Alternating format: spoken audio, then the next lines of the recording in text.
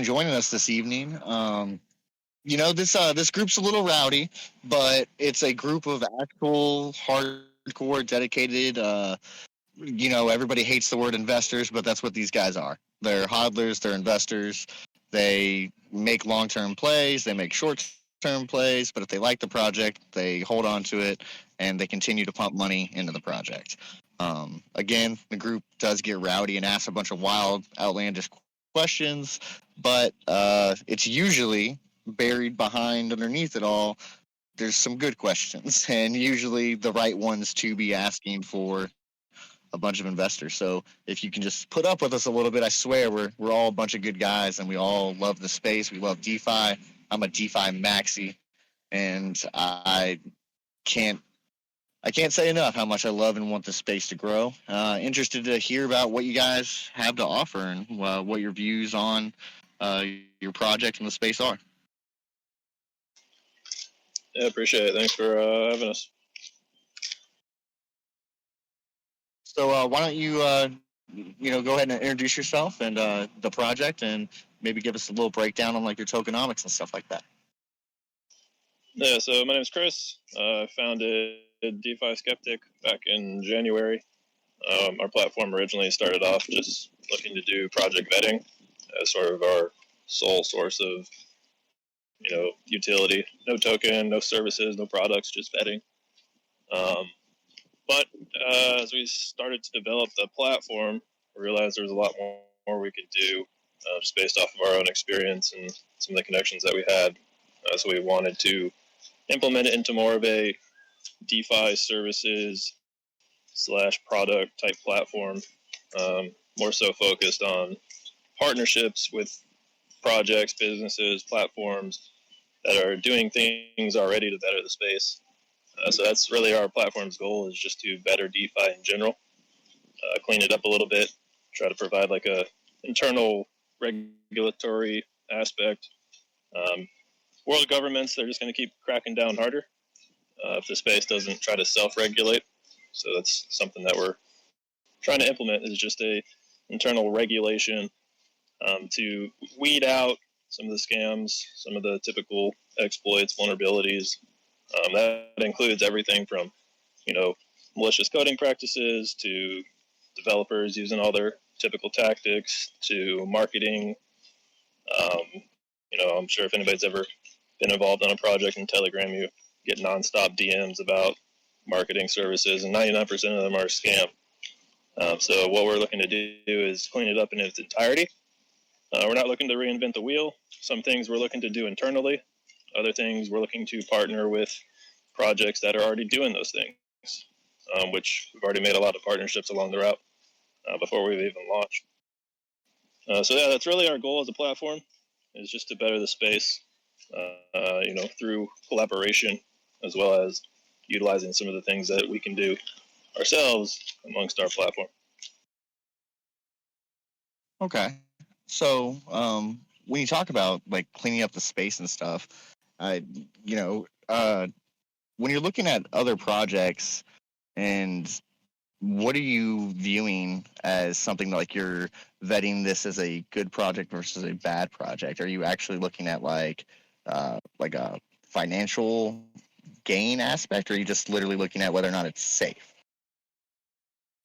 So neither. Not a financial gain aspect, not whether it's safe, but looking for the project's overall security and transparency pertaining to what's available information-wise to that project. If it's a project that has zero information available, it's probably not too safe. Our goal is not to say, hey, this project is good for investing, or give a seal of approval to say go ahead and put your money in it. It's not what we're looking to do. More so looking to interact with these projects. And our vetting process is on our website. You can see some of the projects we've vetted already. We also provide audits, contract creations, dApp creations, NFT creations, arbitrage as a service, KYC services, looking to basically provide anything that a developer or a user would need to make their journey a little more seamless. Whether they're a developer trying to start a project, or whether they're a user trying to get into the space and find out, all right, where's a place I can go where I can look at projects and not get scammed. So that's our overall goal, is to assist developers and assist users.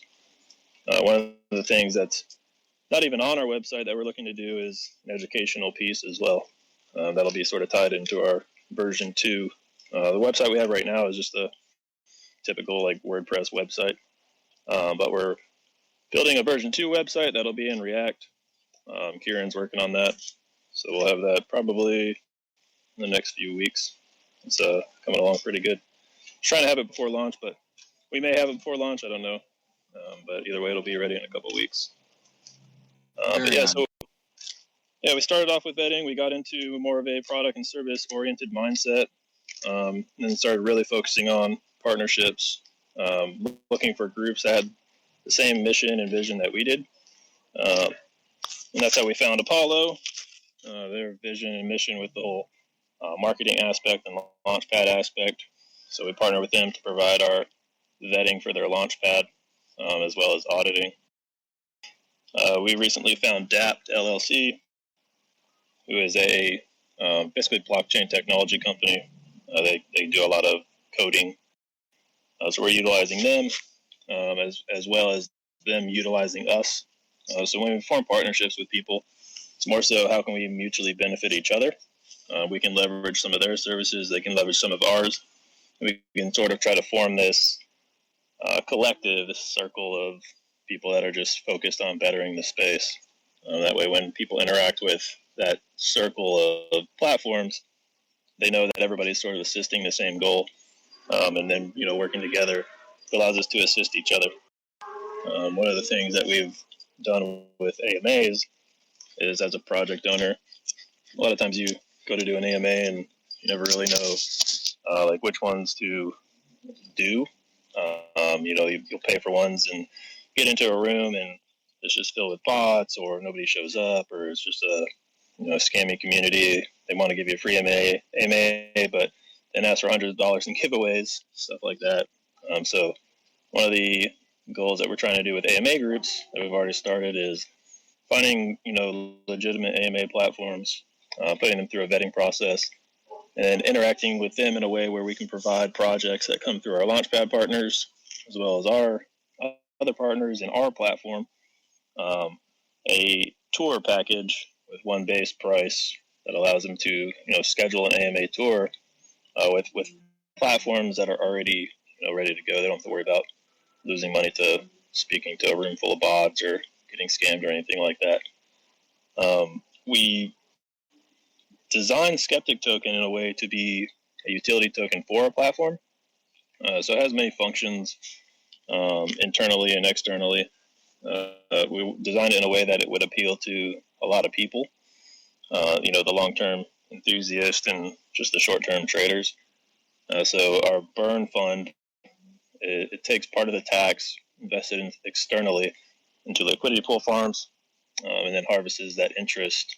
The bulk of it goes to buy and burns, and part of it is compounded to keep the fund growing. So the burn mechanism is not 100% tax reliant on the token. It's not volume reliant, although the volume will help.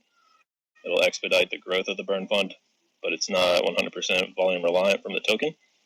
That was put in there mainly just a way to entice people that are short-term focused or more of a price focused. But the token itself, it's the utility token for our platform. So some of our things, when people make payments, part of the token is burned. The token also intertwines with some of our dApps that we'll be putting out as far as payment methods. So yeah, it's really the purpose of the token. We wanted to do the token in a way where you didn't have to have the typical problems with private sales and pre-sales, where you sell tokens and then people want to dump them at launch for whatever type of little discount they might get, being that they don't pay tax when they buy private sales or pre-sales. So we want to avoid that entirely. So we're doing an NFT sale.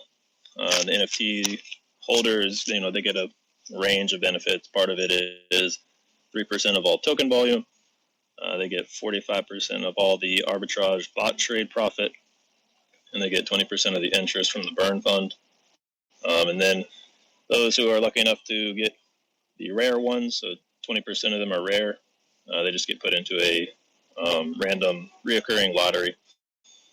You can't really buy those right off the bat. It's random, so whatever you get, maybe you get some rare ones, maybe you don't. But we wanted to try to make the NFT sale and the launch as fair as possible. So selling the NFTs allows us to raise the capital without having to sell tokens, and then allows us to fair launch the token with no tokens sold prior to launch. That way we start off strong. We don't have to worry about dumping below launch price, as well as people getting substantial discounts that you'll typically see with private sales and pre-sales. I'll pause there. Do you have any questions? What are you going to fund?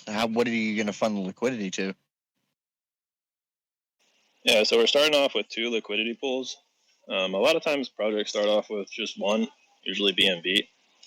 But I think that's a mistake, because when you start off with just one pair, BNB, for example, your token is 50-50 paired as far as volatility goes. So your token is not really in control. The supply and demand within your token, it only has 50% control over the price, right? Because BNB goes up or down, then your token price goes up and down relative to fiat value. So starting off with more than one liquidity pair, as many as possible eventually is the goal. It just stabilizes your token more and puts your token in control. So we're starting off with 2. Will be BNB and BUSD. Eventually we want to get pegged Ethereum and pegged BTC in there, and then start looking into some other ones, just to provide more stability in the sense of volatility to where our token is in control. So at any given time, our token can have 50% or more control over its own price, or all the backing assets will have substantially less. So we'll be starting off with BNB and BUSD with 50 BNB in each. The burn fund will also start off with 50 BNB. The burn fund will grow 50 BNB every $380,000 in volume. I believe that math came out right. So that'll grow, but also grows from compound interest. So 1 to 2 times a month, we'll harvest the interest from the LP farms and conduct those buy and burns with 70%. And then the 30% gets recompounded back to the burn fund to ensure it keeps growing. I'm glad you brought that up again. I'm just curious. Are we talking like cake farms? Are you gonna be doing like LP farms for provided launchpad liquidity with like Apollo? Yeah, so we'll be looking into multiple liquidity farms, such as BuySwap, PancakeSwap, Beefy. There's DeFi coin. They came out recently. They've been doing very well. They're their own blockchain. I believe there are websites like DeFi Chain or Cake DeFi is where you can go to LP farm them, but that's like a external third party. Good, yeah, they've been doing really good. We'll be looking to put funds in there as well, but mainly just LP farms, and then looking into some appreciating stable coins like XUSD. The team, Mark and those guys, they created an awesome product with XUSD. It's an appreciating stable coin, so it doesn't go down in value. I think right now the interest rate that they've been getting off of that is somewhere around 30 or 40%.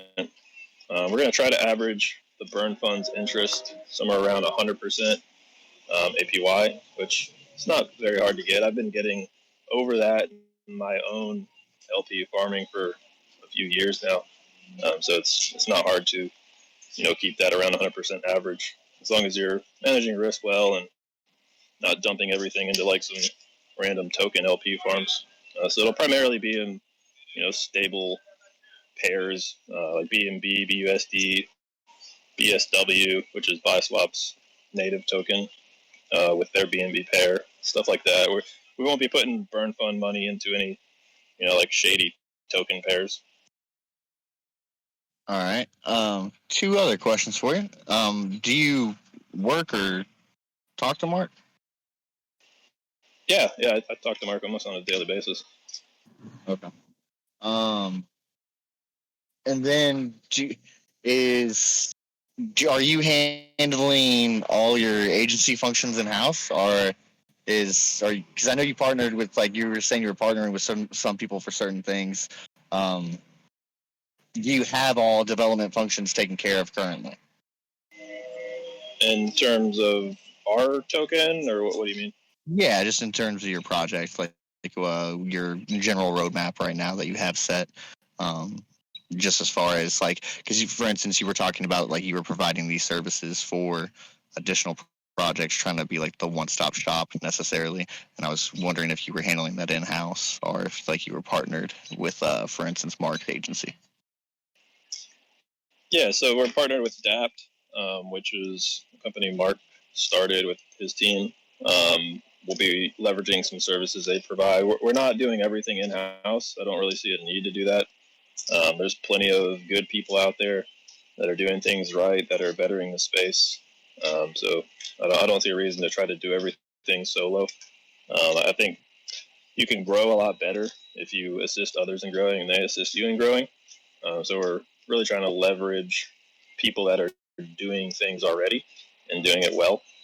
So, for example, we just partnered with Seek today um, to utilize their KYC services. So they have a very in-depth KYC process. It puts an applicant through a 10-step process, and they're interlinked with the direct reporting to the FBI, as well as putting that information out to the public. And then they have a group that they're working with that actually has people on the ground that go out and try to find these people. Um, so their KYC is awesome. So instead of trying to just do KYC ourselves, we looked at it and we're like, well, these guys are already doing an awesome KYC. We can utilize their services, and in turn, they can utilize some of our services that we provide independently. So, yeah, really just trying to form it to where we can be a one-stop shop for developers and for users, but not necessarily try to do everything ourselves. Because, like I said, there's people out there that are, already doing things well and doing a good job.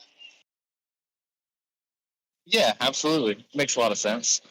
Sorry, give me 1 second.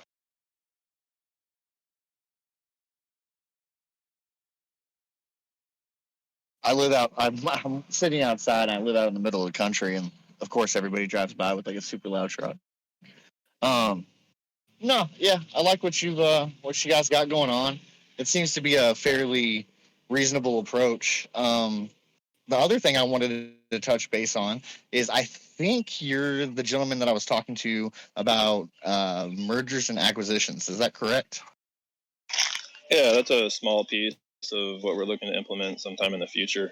All the details of how we're going to do that and how we're going to implement that is not laid out yet. But our goal is to, there's hundreds of BSC projects out there, sort of in this like purgatory of dying, whether they've failed or already failed, or they're failing. You can go on CoinMarketCap and just filter out BSC and filter out market cap, and there's just hundreds of them.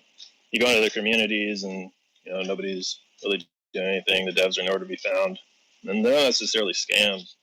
They're just projects that maybe had a bad idea or the team collapsed, and now the holders in that project are kind of just left with nothing, just tokens that are worthless and probably will never amount to anything. So we wanted to find a way to give an alternative. So a way to compensate the project team, merge those holders over to our platform, expose them to better projects that we've vetted, projects that are coming through our partners, and just overall better DeFi. When that gets implemented, sometime hopefully later in the year, it's not a super huge piece to our platform, and details about how we're going to go about that are not finalized, but it's something that we want to do. And we've designed a way to do it already, but that's subject to change. And some of that information is in our white paper. It sucks because a lot of the times the hard part is just getting like the team to communicate, like, and letting them know that there is an out and like, hey, because in a lot of situations, like, we'll structure it to where they get paid. Like, we'll pay your way out, but let us, get access to all wallets. Not just your holders, but we also want your receivers. We also want the deployer, everything if we can. It's just hard to get like communication with a lot of those teams to try to get like that process rolling. Because there's obviously, like you said, there's just a ton of projects that like that's the situation. There's nobody around. The core team has gone on to do something else or just gone back to real life. Who knows? But they're gone. The community's left there, and like there's always some holders, always. Like that are just like, yes, I'm gonna hold this down to the ground no matter what. It's either gonna go moon or nothing. And like those guys, like they definitely deserve something. They deserve to get picked up and, taken into a project that's moving forward in the right light. I know I gave you a lot of shit in the chat about it whenever you talked about it. It's just because there's so many projects that try to do something like this in a malicious way. So far, the way you've carried yourself during this conversation, I don't think that's the case here, and you seem to be a fairly genuine person. I like everything you've said so far. Seem to be just a guy just trying to do shit in DeFi, which is cool. That's what we all want to do. We all just want to build stuff, right? That's what like the core goal is at the end of the day: build things and start to point things in the right direction of what we believe a better future could be through decentralized finance. And So we're not looking to have our hands in it at all, ideally. I want to put it through a DApp to where we don't have to be involved in the process at all. And the way that's definitely the best way to do it for sure. the way that would work is project. The main depends if liquidity is locked or unlocked. But if it's unlocked, ideally that would be the best case scenario. They could just connect to our DApp. They could exclude their project wallets. That way it doesn't factor them into the conversion. They would send their BNB to our DApp. The DApp would buy a Skeptic token. It would retain those Skeptic tokens and allow people from that project to come over and basically claim their new tokens at whatever conversion rate is applicable. So we don't want to be involved in the process. We want to provide a gateway for projects to do that, but without us being involved. It just puts it a little more trustless to where they don't have to worry about us doing something. So if there's a way that projects can just do that themselves, I think that's far more ideal than us controlling the process. Because then what you'll see is you'll have communities that want to do it on their own, so they'll start badgering the devs to do that. The other alternative is if liquidity is locked, which at that point, you really don't even need the devs' permission. A community could come together and say, hey, we're going to do this. And the way that would work is they would send their tokens to the DApp during a migration window. The DApp would close that window out. It would take those tokens, sell them off to the LP, pull that BNB in, and then the same process where it buys Skeptic tokens, retains them for claim. Ideally, that's kind of like a hostile takeover. But we want to make it seamless to where we don't have to be involved, where the community and the project themselves can, control it. Yeah, absolutely. Question there would, well, I guess probably not. It's probably not the time to get into like the nitty gritty like details there because they're probably not just like all fine tunedly worked out, which makes sense. You're not ready to be doing this quite yet. This will be like the last thing on our roadmap for this year. We've actually expedited a lot of what we've planned to do. So when I think we first came through your guys' channel, at that point we were only really doing vetting, and a lot of the other stuff was sort of roadmap items. But since then, we're doing vetting, we're doing auditing, we're doing contract creations, we're offering arbitrage as a service, KYC. You're auditing. How much are you charging for that? It'll depend on the project. It'll start probably around 3 BNB, but that'll obviously scale up. If you have a project that has 50 contracts in the protocol, it's a lot more auditing than just a basic token. So it's really, by quote. Okay, question for you. InterFi audits are $600 for your base contract only audit, and it takes 9 days to return. If you can match that price, I could probably pair you up with like a few incubator programs, launch pads. Yeah, for sure. We'll toss the idea around amongst ourselves. Yeah, absolutely. Definitely do that. I have people that are like constantly contacting me asking if we do these services. I already sent you a DM. I will tell you what teams I'm a part of. You'll immediately recognize who I am and who I'm associated with, and you'll understand where I'm coming from and what I'm getting at. Um, but we definitely have some overlap, for sure. Yeah, awesome. Uh, I think one of the, and this is a service that we're really trying to push towards people, and not, obviously we gain from it, but I think it's just a very beneficial service, is our arbitrage as a service. Um, for people that, so I was also going to ask you about that because so you're pairing your token with two pairs. So obviously there's going to be default arbitrage on your contract. I'm assuming you're going to mitigate that yourself through your own arbitrage trading bot. So like you're going to control that on your own as far as yeah, like trying to so, mitigate the effects on the market. yeah, and I think you're probably familiar with how that all works. When there's price discrepancies between liquidity pools, it creates an arbitrage opportunity. And there's arbitrage traders out there that run scripts, that run bots, that look for these opportunities. But what they have to do is factor in token tax. So by providing arbitrage as a service and having the bot tax excluded, we can beat any arbitrage bot out there, because the bot can take trade opportunities as low as 1% price discrepancy, whereas an arbitrage trader out in the world, they have to wait until the gap is big enough to account for tax before they can even make a profit. So by tax excluding the bot, you put the trades back in your favor. So arbitrage as a service is free to use. There's no monthly fee or sign up fee or anything like that. It's totally free to use. All you'll do is provide your token information, your pool information. You'll tax exclude the bot in the contract, and then 85% of the profit it makes is kicked back to a wallet of your choice as a project. So, profit that you would normally lose to arbitrage traders is now going right back into your project for you to do development or kick it back to your holders or whatever you want to do. So that's how it's monetized in our end, is we keep 15%, but the project gets 85%, whereas otherwise they would get nothing. And if you really don't have more than one liquidity pool, you should. It's very beneficial, to keep your token in control of your own price. Well, to not get ahead of yourself, it's very beneficial if you are prepared to set everything up. I'm sure you've seen it plenty of times where people do start that second liquidity pool and then get arbitrage to nothing. Not nothing, but they get drained heavily very, very quickly.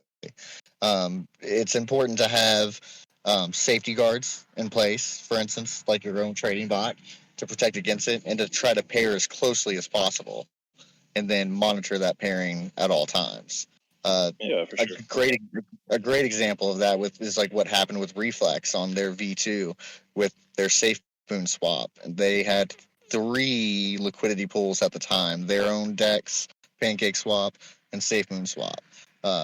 Safe Moon swaps ended up going down first because of like the ridiculous price discrepancies between Safe Moon swap and Pancake swap, and just long story short, they ended up stopping trading on two of their three swaps because that was the only thing they could do to like stop the bleeding. They fixed it once they did another relaunch, but it happens. It definitely does happen. Yeah, Anyways, definitely, and it depends where your orders are going through. How your contract is built, how it processes orders, if it's looking for best price between the two, or if it's just directing all of your buys to one liquidity pool. One of the things we're doing is we have a swapper contract. We're calling it the discount swapper, to where you're probably familiar with this as well. If we can provide a way to tax the BNB directly prior to it getting converted to tokens, then we don't get tokens as tax that we then have to sell. So we're trying to incentivize people to buy through the discount swapper by giving them a 2% tax discount. So instead of 10%, it'll be 8%. And by doing that, we tax the BNB directly. and we never touch tokens. That way we never trigger, or we never, create a sell event to where we have to sell tokens down for BNB. But with that swapper, it'll look for the best price between our two liquidity pools. And if there's a price discrepancy between the two, the arbitrage bot will just kick in and snatch that gap and feed it right back into the project. So 45% of that profit goes back to our project token fund, which feeds marketing and feeds the burn fund. And 45% of that also goes to the NFT holders. So it's a benefit that we've added recently for our NFT holders. So they'll get 45% of the profit that bot makes. To put it into perspective of like what that can make, there was a project that it was getting ran on sort of like a beta testing type to see how it would perform profit-wise. This was a project with basically no volume, just random buys and sells here and there. And it kicked back $650 to that project in under 2 weeks of just profit that they would have lost to arbitrage traders. So we intend to have it launched on our token launch. So when we add BNB pool, USD pool, the arbitrage bot will be ready to go right then and there. Yeah, I'm like 99.9% sure we're working with like the same splinter teams. Yeah, I'm fairly positive about this. Definitely going to talk to you later. Okay, so next question: when is your NFT sale? So it's going to be Sunday. One of the things that I came up with, I'm very good at solving problems. I'm a project manager in real life. My job is to basically solve problems. And how do you market a NFT sale with as least funds spending as possible, right? So, we're not selling tokens in a pre-sale or private sale to raise funds to market the token. We're selling NFTs to fund the token. So I came up with an idea to do a BSC Expo. It's a bear market right now. A lot of projects are in need of exposure. So I reached out to probably 20 projects that I was familiar with the team, and just say, hey, we're wanting to do this event. You guys interested? And the feedback we got was awesome. To where I was trying to get 10 on board, we have 12, and I've got like 8 on standby. And I've had more projects that keep coming to me asking me, if they can get added. So if you hop onto our Telegram or our Twitter, you can see this event already getting promoted. It's the Bear Market Bash DeFi Expo. So there'll be 12 projects attending. It's just typical like expo feel. It's not an AMA. It's just a platform. Can I send that teaser video in this chat? No, not yet. Byron is still working on it. I mean, you can if you want. It's not done yet, though. You can send the flyer, though. Gotcha. But, what we wanted to do is just come up with a way to get some cross-community exposure for everybody, without them having to spend a ton of money. So collectively, with 12 projects involved, it's something like 70,000 Telegram members. That's just Telegram. It's not counting their Discords or Twitters or anything like that. Their reach outside of Telegram. But with this expo idea, we wanted to make a way where we could get exposure, where we could grow. Brian, the Coin Launch Lounge, he has an AMA platform. He's an awesome dude, very genuine, and just looking to provide good promotion services. So we wanted to try to grow his platform, and then as well, get exposure for our NFT sale. So what we did was come up with this BSC Expo idea, where projects are giving one BNB that goes into a contest pot. We're sponsoring the event. There's going to be 24 random giveaways of $25. Listeners can vote on who they think the best project is. And then that project will get a free promotional package. And then the contest is going to be an NFT buying contest for our token, or our NFT, which will fund our token. So 50% of that pot, 6 BNB, will go to the largest NFT buyer. And then 2 random NFT buyers will get 3 BNB each. So just a way that we can kind of leverage the event in our favor as well. What's the price of the NFTs? So there'll be 250 total, with 20% being rare, and the price will be 1 BNB. They're already minted, so we'll be selling them essentially through a contract, on our website. But they're already minted, they're ready to sell. They'll be 1 BNB each. Ideally, with those, if you think about how they're structured, to where they're essentially a rewards NFT, where you get multiple, facets of the ecosystem, our platform. I believe they'll probably increase in price relatively quickly beyond that 1 BNB. You'll likely get paid back pretty quickly as well, being that you're getting 3% of all token volume, 45% of bot trades, and 20% of the interest from the burn fund. The interest part, that shuts off after 250 BNB is paid back to NFT holders, so their initial contribution basically. Then that 20% just gets reallocated to burns. So there will always be 30% of the burn fund interest getting compounded, but initially we're targeting 70% to go to buy and burns, but we're giving 20% back to NFT holders until they're paid back. So 50% of the burn fund will go to buy and burns until they're paid back. All right, so the NFTs are on Sunday. When is the launch of the token? Yeah, so the expo goes at 5 p.m. Eastern on Sunday, which I believe is 9 p.m. UTC. Our NFT sale will open up after that event, and then probably about a week of promoting the token before we fair launch it.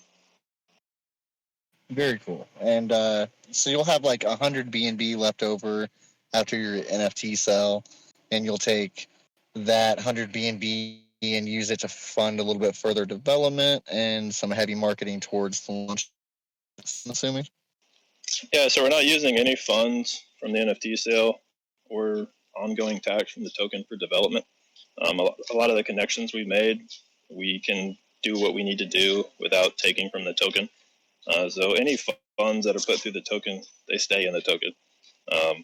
The tax that goes into so our tax is 10%.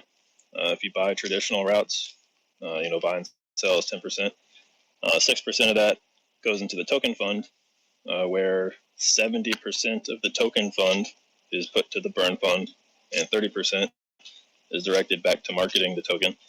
And then that 3% is given to the NFT holders, and then 1% is burned. But if they buy through the discount swapper, then it's 5% that goes into the token fund and 3% to the NFT holders, with nothing being burned. So we're not taking any tax from the token to fund development. We're not taking any funds from the NFT sale to fund development. That'll be paid for later down the line with our platform revenue and just leveraging a lot of the connections that we've made. So out of that 250 BNB, 50 of it will go into the burn fund. 100 will be split between BNB and BUSD liquidity pools, and 100 will be put into pre and post launch marketing. We've already got a very extensive marketing plan lined up. I'm a firm believer in you shouldn't really be spending a lot of money to market to your own language. It doesn't really make sense strategically. Whereas I'm English speaking, it's a native English project. But if you look at Asia, they outnumber North America plus Europe 3-1 in terms of crypto holders. And some of the largest communities in Asia are China, Russia, India, and Indonesia. So the bulk of our marketing funds will be put towards expanding our project globally, as opposed to just like marketing towards English people. Okay, yeah, I like that. Oh, that makes a lot of sense. Just an interesting concept for sure. Well, the idea of it is as an English-speaking project, you're going to get English exposure through word of mouth. So you don't need to direct as much money towards that. Whereas international people, they'll likely never even hear about your project. So if you're not marketing to them, they're probably never going to hear about it anyways. Yeah. So I do a weekly AMA event on YouTube. I usually over the course of a week, those videos get anywhere between 8,000 to 10,000 views. I charge nothing for this. If I was like, hey man, I'd like to get some cool vetted projects out from your thing, but I didn't want them to be charged for it. Would like that make sense? Like, you want us to vet them for free? Like, yeah, you know how you said you partnered with other people and you were like, hey, we'll get them on AMA groups and stuff like that so they can have like a marketing package and stuff like that. What if I was just like, hey, I would like to participate in that, but like I don't want I don't want you to charge for something that I don't charge for. Would you have like a free promotional package that you're going to be giving to people that like go through your I'm not sure even what service it was that you were talking about, but you were talking about getting a service together to be able to push people in the right directions for marketing within the space. Yeah, so we've formed I'm calling it a vetted AMA alliance. We might change the name. That sounds kind of corny, but basically it's just looking for AMA groups that are genuine and legitimate. We've already got 6 on board.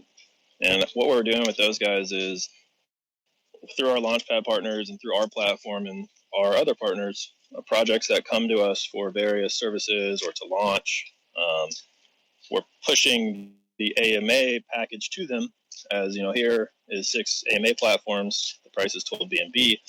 They're already ready to go. They're vetted. You don't have to worry about getting scammed or speaking to bots. And in return, those AMA platforms are sharing our services brochure. So everything we provide has been packaged in a nice, pretty little brochure, basically, that these AMA platforms can share with projects that come through them. But yeah, if there's something you want to talk about, we can definitely talk in DMs about how we can incorporate that. We're only charging $150 for vetting. Like, we're not, I'm sure we could charge a lot more than that. Other people are, but I don't really see a reason to. We're not trying to rip anybody off or make millions of dollars off of this. Really just trying to better the space. That'll obviously extend as we grow, and need to bring more people on board to keep up the pace. But I don't ever foresee it, being half of what other people are charging. Maybe the max it reaches is $500-$600 at some point in the near future. But yeah, right now it's $150. But yeah, we could definitely be open to doing some for free, depending on what kind of collaboration we can form up. Well, yeah, I just meant like a project. If you've already vetted a project, it's good or something like that. Maybe like, and I could group together for you like a couple other people that I know that do some pretty high profile like free AMA stuff. Some nice Twitter Spaces or something like that. Just some cool promotional stuff. I'm a firm believer in kind of like what you said. Like, I never thought about it the way that you mentioned it, but like I don't pay for any type of like marketing to my own audience. Like, I don't market to the BSC space. Most people know me or like know of a project that I'm attached to, and that's just, I will never pay another influencer, for instance, to like shill me. I'll just do something myself and hope that it gets enough attention and stuff like that. So like I try to pass that forward whenever I can.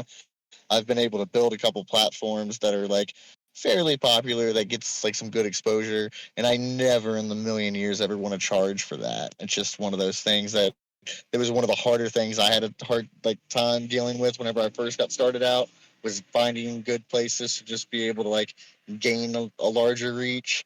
And I felt like I got done dirty a million times like everybody else did. And that is something that I want to see change in the space drastically. So I try to make it a point to never approach a project for like money or anything like that to get the word out, if it's a good project, of course. Like I'm not gonna promote a shitty project, but I try to at least have on projects that, whether or not I think they're going to be successful doesn't really matter, but whether or not I think that they're genuine to like their words and their beliefs, even if I don't believe in them. A great example of a project that I just had on my roundtable was Vault Finance. I completely disagree with those guys, like on a business level. I think what they're doing is stupid, and I think that it won't work out. And they use terminology that I personally hate, like, oh, we're going to copyright this code and we're going to trademark this. stuff like that just doesn't make sense to me. That being said, I don't. They're not malicious. They're just, like, they're not nefarious people. They're just, we just see those things differently. So I gave them a platform, but I would I would be interested in talking to you if you've got, like, that is one thing that um, I know so many, like, well established projects, and it's always nice to have those guys on there. But it is nice to try to get one that's like fresh on the scene occasionally, bring them on, give them a chance to get that early exposure, and hopefully grow their community and give them like a good fighting chance within this space. Always up for that. Absolutely. Yeah, for sure. Definitely room to collaborate there. And that's one thing we're looking to do is we're starting off with AMA groups, but there's so much more to that, right? So I mean, you've got, when you're looking at the development side of a project, so we're looking to provide services for both developers and users. So when you focus on the developer side, there's contract creations, there's DApp creations, front and back end development, but there's also the whole marketing aspect. So we're starting off with AMAs, but we've got content creators that we're working with, that we're looking to put them into a sort of a vetted group as well. That includes promotional video type stuff, animated graphics, just still graphics, as well as different type of YouTube promoters, Twitter promoters. Not just Telegram AMA groups. That's just what we're starting with right now. But ideally, the vision for the platform and the project is to be, like I said before, and like we talked about before, is sort of a one-stop shop for developers and users alike. To where, as a developer, if I want to start a project, I can go to DeFi Skeptic and get everything I need, and know it's coming from a trusted source. Yeah, that absolutely makes sense. No, I got lost. 1 second. Sorry, guys. Yeah, that absolutely makes sense. Okay, well, I really do like everything that I've heard this evening. It sounds like you guys are pretty much set, geared up, ready to go.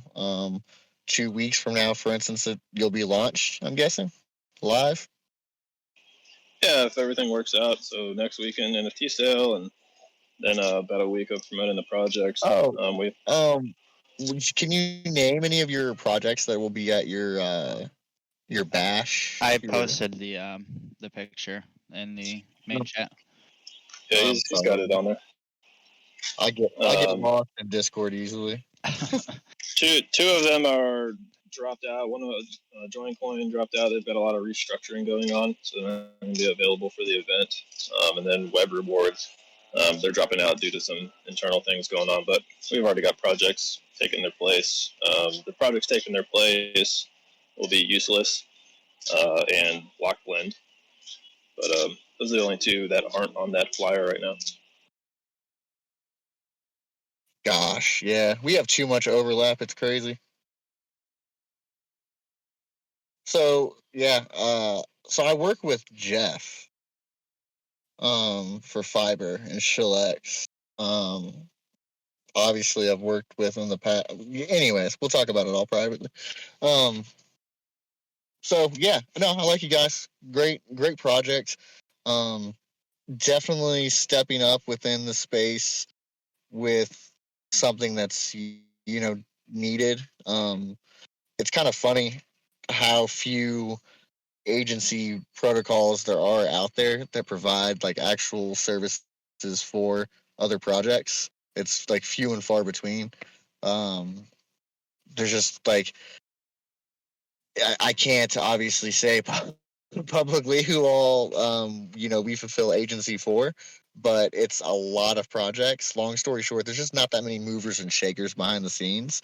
So anytime another project's coming around that seems like they might be able to fulfill some of those goals, it is better for the space in multiple ways. One, hopefully more stuff's getting done and more holders are getting rewarded, or at least the potential for reward, because the development is actually happening on those projects, and then the true experiment of that ecosystem can take place. So often many of us are left in the middle of one of these experiments of, hey, this project is launched, it's going to do this and this and this, but until it gets to this and this, we don't really know whether or not it's gonna like actually work. So the faster people are able to facilitate those action needs, the faster we can figure out whether or not like that project with that economic model is a viable project, and then whether or not it can go on or whether or not it needs to adjust and so on.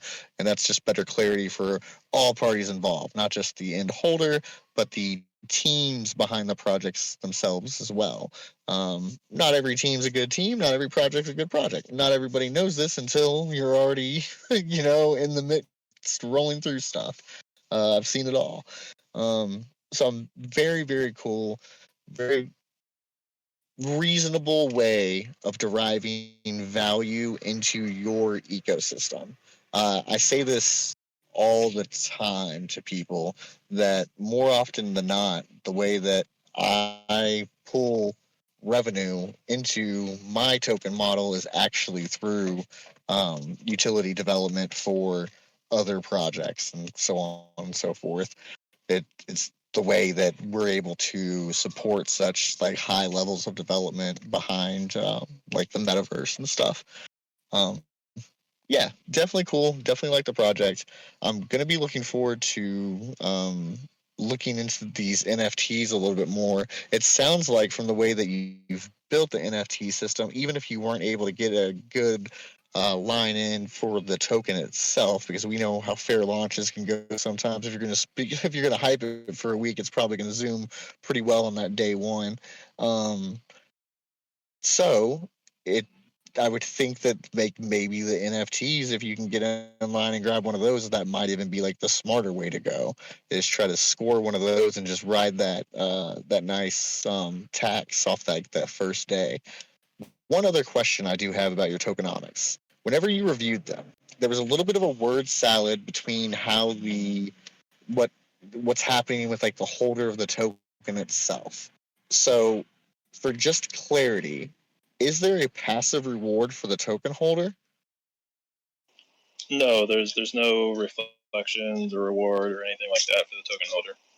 Our tokenomics, as far as tax goes, 10% out of that, 6% goes back into the token. That goes into the burn fund and marketing. 3% gets kicked back to NFT holders, being that they're the ones funding the token. So, yeah, no rewards or reflections or anything like that. Okay, so their benefit as a token holder is the burn mechanism that's in place for the that's token. That's what I was gonna ask you. So, question on that. That burn mechanism, that's going to be scraped from your LP farms sent over to burn the tokens. You're going to buy those from your decks and then just immediately burn those. Yep. So they'll be burned. In our contract, we have a right function to burn, which deletes them from supply. There's no burn wallet or anything like that. So it's literally just supply reduction. That way we keep, BSC scan nice and clean, and we don't have to worry about mismatches between CoinMarketCap and BSC scan and all the other platforms out there. But yeah, it's just a direct buy and burn. Pretty simplistic. Okay. So you're just going to be padding liquidity. So what, in a situation like this, is your goal to raise a pretty high liquidity ratio level? Yeah, for sure. Ideally, we would love liquidity to be nice and high. Where we're starting off, I think will put us in a nice spot for growth. But as buy and burns continue, they're repetitive. Like I said, they're not tax reliant, although tax expedites the impact they have. But yeah, over time, you can do the math with basic Excel sheet and see how a standard, say, $10,000 a day equal buy and sell volume, triggers out to how that will impact price over time. I'm not going to throw any metrics out there because, price speculation, if I'm saying it's going to go somewhere, that's illegal, but it has a great impact with just a basic standard daily volume. She said great impact. It's going to moon. No, man. I was just thinking more or less how it's implemented has an awesome impact. I was just thinking more or less that, like, you run a slight, but I'm wondering if maybe you can reduce it or turn it off, or is it a manual scrape? Because you do run a slight risk of like gaining too much liquidity ratio too early. You don't want to like just super pump and pad that and get up like jump up to that 20-25% ratio early on in your launch, in my opinion, just because you want to have a little bit of that speculative volatility. Try to remain in like that 10 to 15% ratio if you could, and then like kind of turn up that scraping mechanism or whatever and pad it heavier after you get to a certain like market cap milestone or volume milestone, something like that. Yeah, so the buy and burns, that they're not going to happen immediately. They'll happen 1 to 2 times a month, and it needs to build interest first. We'll never use funds directly from the burn fund to fuel buy and burns. It's strictly interest based. So obviously, interest has to Okay. accumulate first. Very cool. Yes. Then I bet that works out fine. I bet that works out fantastic. Actually, I bet that. Yeah, this whole token NFT, how we've designed it is something we've been planning for months. It's, in my opinion, we've had many people look at it. Feel free to scour it and pick any deficiencies out. We definitely welcome any feedback you can provide. But I feel it's very well designed in the sense of longevity, focused on longevity of the project and the token itself. Yeah, it's definitely very cool, and it gives like the ability that technically anybody who wants to get in line a week from Sunday or so can get in on that amazing gym that we all like to call a fair launch. Like that's an awesome. That's the goal, is launching the token with no tokens sold, prior to launch. So right out the gate, 75% of the token will be paired to liquidity. 25% will be on a repetitive 3-month lock. And that 25% is just reserved for, we want to eventually add in a liquidity pool farm for our token on our platform, as well as retain some tokens for future dexes. So that's what that 25% is for. But yeah, with no tokens sold pre-launch, we're expecting it to be a nice launch where we're not worried about it, dumping below launch price, because realistically, that's mathematically impossible.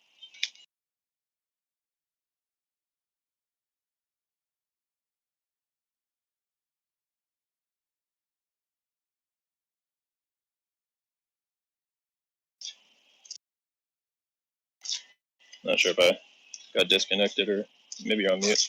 No, I heard you. I think his mic is muted. I'm a fool. But anyways, no, I really appreciate you guys taking some time to come visit with us this evening. I think we got out of the way. Yeah, I've been relatively quiet, but I'm working on the new website, so that's very cool. And you're moving over to React now? Next.js. We were just doing that for Glow. I can't give those details, but they had some issues with their website, and they are running everything Next.js, and we were taking that over for them. Yes. Very cool. So I really like you guys' overall vision. I hope it all works out for you guys. It sounds like you have it pretty well planned out. I think that more than likely, I've seen a few already, but more than likely moving forward in this space, you'll probably start to see that mechanism for the original funds raise just more and more frequently, because it does make a lot of sense for the project's economy, for like the development side of things. Not necessarily even like the holder itself. It's good for the holder too, but it's really good for the project if they're able to keep like as many tokens in circulation and available for the project, and within that ecosystem, apply tax towards a pre-sale or anything like that. I'm like far against them. When we launched NBC, we did a fair launch. We didn't do a giant pre-sale or anything like that. So for me, it's just like a personal opinion. But in general, I think seeing more projects be successful with that method will be good for the space in its own. Yeah, and really, it's not even personal opinion. The first thing somebody does when they hear about a new project is what? They go to the chart and they look at it. And within those, first 10 seconds, they make their assumption on whether the project is good or trash. And a lot of times that stems beginning of your chart. So as a new project, if you've, went right out the gate and just completely dumped below launch price, general assumption of like, oh, this project's trash. Why are they 10 times lower than their launch price? And it doesn't necessarily mean the project's trash. It just means they launched it in a way that wasn't beneficial to the project. So that's the whole reason we're, avoiding that at all costs. That's the idea behind the NFT sale. And to give you personal perspective there, like I still have like a very happy community, for instance, that's pretty much across the board. All my holders and all my people have always been happy. And a strong portion of that's the fact that like even to this day, after we're like on the bottom of our J curve and we've been out for a long time and we've got slow volume bear market, we're still like 7x from launch price because we launched like essentially the same way. It's never going to dip down below launch price. It can't. We funded liquidity 100%. And it was like legitimately impossible for it to dip down below that price from that moment on. So yeah, it's crazy that other people don't see it that way. Like that's like not just like the guaranteed way that it should be, but it's for some reason not. And it's almost we're also kind of stating that it's a liquidity backed token because if in the event something were to ever happen with the LP. Somebody, I don't know, exploited it or something happened with the lock or whatever could happen. If something did happen, we have that burn fund that we can implement back into the token. So it is in a way liquidity backed to where, if something happens with our LP, our project is not just totally screwed. Well, and beyond that, your initial liquidity is and technically at least 100% project funded. Yeah, exactly. All right, guys. Well, thank you for this conversation. I think, sorry we didn't get a big crowd in here tonight, but we'll definitely share the video amongst the group. I think there was plenty of information here for everybody to come to a decision on how they feel about the product. I think you're very well spoken. You seem to have thought out a lot of this stuff, and you obviously know what you're talking about, which that alone in itself seems to be like a rarity in this space. So you got that going. Yeah, for sure. Appreciate it. One thing, if you look into our token, it was designed in a very modular way. So it's such a simple token to where it's really just a basic token that has a tax. Tokens are sent to buy tax receiver, sell tax receiver, and transfer tax receiver, even though we have no transfer tax. So, if future, we wanted that ability. So all three have a modular design to where they have a receiver. So what we're doing is we have a contract that is handling the tokenomic aspect of the tax token. So anytime in the future, if we want to implement something new or change anything, we can do that. We're not just married to our tokenomics right off the bat. So it's one thing we wanted to have in the token is where we have flexibility in what we can do in the future. So yeah, give our token a look. I like the way that we've designed it out, and it's very modular and allows us to change things on the fly in the future if we ever needed to, if we ever wanted to. Yeah, absolutely. I like that implementation. Have you seen where people are now doing like the on-off buy switch for like the over-the-counter swap? On-off buy switch. What do you mean? So essentially, you just queue up tokens like the same. You take your same like mechanism that you've got now. You queue up tokens. So like you said, you had like that extra 25% of supply, for instance. So say for some reason you needed to raise additional BNB, adding into like swapping changing your router to go through an individual buy router that is handling just over-the-counter transfers from that address. Like, so it just takes the tokens that you have pulled into that address, and if a buy comes through that is for that amount or less of those tokens, then it hits that address or it hits that swap first, swaps those tokens. You get the BNB. You can still implement your tokenomics, and then they get their tokens still. It's just like a private sale swapper, OTC swapper kind of deal. But I've seen it more popular all of a sudden, like out of nowhere. You're seeing them pop up all over the place. Yeah, I've seen people implement that, and I think people are starting to realize that the typical method of a tax token is horrible, especially ones that have, swap and liquefy for liquidity. If you're there we go. If you're taking tokens, selling them for BNB, and then adding token and BNB back to liquidity, you're really doing nothing. All you're doing is adding more tokens once you work out the math. I think people are starting to realize that the safe moon model is not that beneficial. They're kind of the ones that sort of started that whole trend. Tax, auto LP and tax type tokenomics. So if you can implement it in a different way to where you're not having to sell off those tokens all the time, it's far more beneficial for the project long term. And that's primarily one of the reasons that we're implementing that discount swapper, just so we never even have to touch tokens.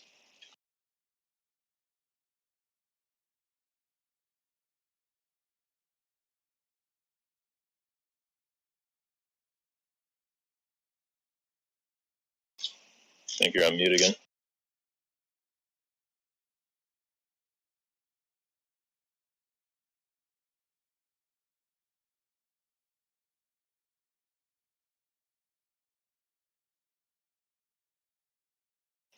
Anybody else hear me?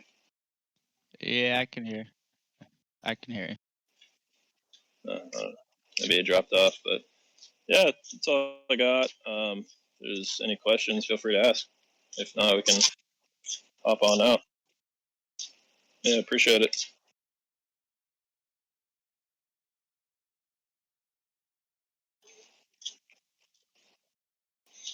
Yeah, that'd be awesome. Appreciate it. We'll look out for the link. All right, guys, take care.